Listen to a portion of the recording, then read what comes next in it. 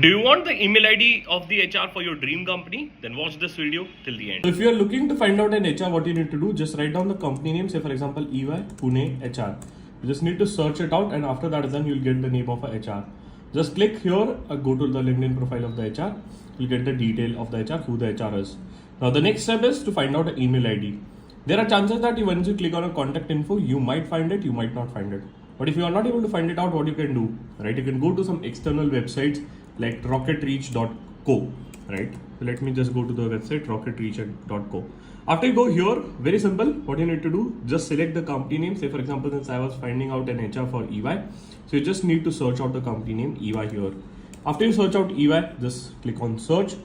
Just click on search, and after that is done, you'll get the name of a company called as EY. Click on employees, and after that is done, what you need to do, for the HR for whom you have found out an email ID, or for the HR for which you want an email ID, just copy their LinkedIn URL, put it here.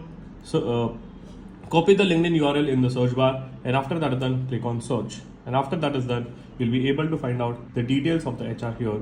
And then, very simple, you just need to click on plus icon, and once that is done, you'll be able to get the email ID of an HR.